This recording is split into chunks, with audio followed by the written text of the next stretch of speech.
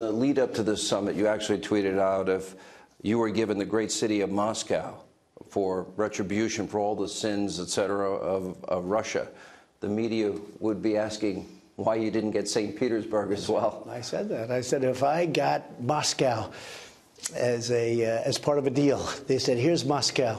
Please pardon us. That soccer ball was really very nice. I have to say, it was very nice. You know, they did a great job in running that. But it is true. You know, I said if I got Moscow, they'd want St. Petersburg, or they'd want more. So the media was very unfair. I never thought, this was when I said this is foolproof. I raised $44 billion, and the Secretary General said he raised $44 billion, and it was only President Trump. Because I said, otherwise, we're going to have to start thinking about our relationship to NATO. I also said this, NATO is wonderful, but it helps Europe a lot more than it helps us, and yet we're paying for 90% of it. So I was amazed that most of the media, you didn't, and some others didn't, but much of the media said that I was tough, very tough and nasty to foreign leaders, and I really wasn't at all. But I did say you have to pay up. Well, you talked about Europe as a foe. You talked about Vladimir Putin as a foe, and you clarified that means a competitor.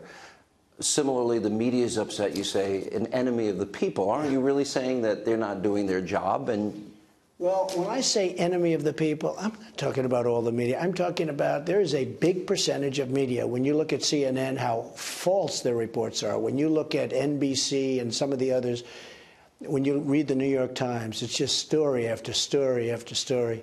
That's just a negative spin. And we're doing great things. We have the greatest economy in the history of our country. We have the best unemployment numbers in the history of our country, best African-American unemployment numbers in history, Hispanic numbers in history, women's numbers in history. 14 states have records. 14 states, I didn't know that. Record low unemployment. I'm surprised it's only 14, actually. That's a disappointing number. Well, you keep working hard. I think it'll get there. But the more amazing thing, too, is we have more jobs available than we actually have people on unemployment. And the labor participation rate in the country has never been higher. First time. Let me go back because everybody in the media is so focused on this. In 2014 in the Washington Times, Devin Nunes said with a certainty that Russia would try to impact the 2016 elections. Barack Obama, in the month before the 2016 elections, and I will read and I will quote, no serious person out there would suggest that somehow you could even rig America's elections. No evidence that it has happened in the past, which is not true. And number two, or that it could happen in this election. And I invite Mr. Trump to stop whining and to go out there and try and get votes. He said that 2 weeks before the election.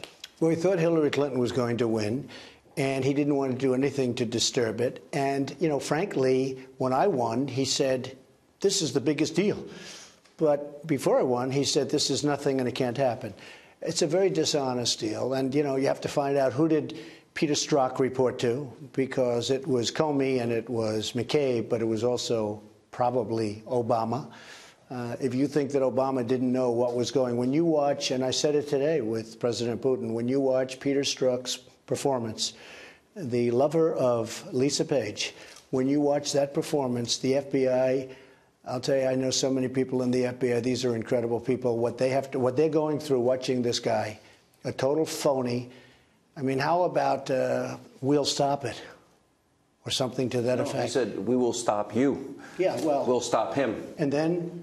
Insurance and policy. He said, originally, I guess it was the two of them. No. Then he said the next day, well, I meant the American people. And even the Democrats say, that doesn't work. Yeah. No. Reports Lisa Page contradicted him and gave a more honest assessment. I heard she did much better than he did, and she was honest and took a lot of hard shots, but at least she was honest about it. He's a disgrace to our country. He's a disgrace to the great FBI, a disgrace. And how he's still being paid is beyond belief. Did you like President Putin's idea? Robert Mueller should go talk to him. Because I was fascinated by it. So they have a treaty where they work together with the United States, because everyone said we don't have an extradition treaty, but they have a treaty where they work together. And his prosecutors would prosecute it, and he said that Robert Mueller's people could go with them, but they probably won't want to. Yeah, interesting. Let me ask. The 13 angry Democrats, you think they're going to want to go? I don't think so. And, of course, this pit bull, Andrew Weissman, who I think has a pretty atrocious record that we have found. It's very sad what's happening to our country because of this. We've never done better in so many ways, including economically. But when you see this thing going on, and I will tell you, it's driven a wedge between us and Russia. Maybe we've just knocked down that wedge, but it has driven a wedge. And President Putin said that. One of the early things he said when we started, he said, it's really a shame because we could do so much good, whether it's humanitarian aid throughout the Middle East, whether it's not just Syria, so many different things. The safety of nuclear, which is ultimately, there's nothing bigger, nothing more important. And they drove a phony wedge, just a phony witch hunt, rigged deal with guys like Peter Strzok and Comey and McCabe. Strzok, Page. The whole group, and you can imagine who else. It's a real shame. And there was Russia interference. Hillary paid through a law firm, a investigator group, Fusion GPS. They hired a foreign national that put together a Russian dossier that was used to lie about you, which, by the way, Putin confirmed today. He didn't have such information on you, apparently. He knew exactly about it because he's been seeing it. It makes him angry when he sees it. And, you know, it's very interesting. You look at what's happening and you look at what that whole thing. He understood it, and he was, I don't know if you could see it. He was incensed even talking about it. But he's willing to take those 12 people. There is no extradition, but he's willing to let Robert Mueller's people go over there and bring a big investigation of those people, working together with Russian investigators. Last question, because I know you've got a lot to do, and you just finished a busy day. You've now been in 21 countries since January of 2017. Like North Korea, you were very clear in saying that this is a process. Where would you like to be in a year, both with North Korea and with Russia? Well, I think we're doing really well with Russia as of today. I thought we were doing horribly before today. Really, I mean horribly, dangerously. It was that big, that dramatic today? Oh, I think it was great today, but I think it was really bad 5 hours ago. I think we really had a potential problem. Don't forget, we're two nuclear nations. 90% of the nuclear power in the world between these two nations. And we've had a phony witch hunt deal drive us apart. This is the biggest wedge. This was the biggest wedge. It's the thing that he told me when he went in. He said, what a shame. He felt it was very hard for me to make a deal because of, you know, all of this nonsense in much of the case. He used the word nonsense. You have to understand, you take a look, and you look at all of these people. I mean, some were hackers. Some of them, then, you know, they 14 people. Then they have 12 people. These aren't 12 people involved in the campaign. Then you had many other people. Some told a lie. You look at Flynn, it's a shame.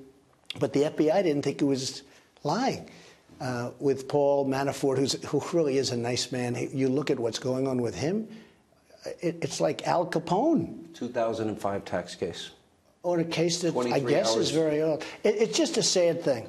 It's a very sad thing for our country to see this. Mr. President, thank you so much for your time. Thank you so much. Thank you very much. Appreciate it. Appreciate it.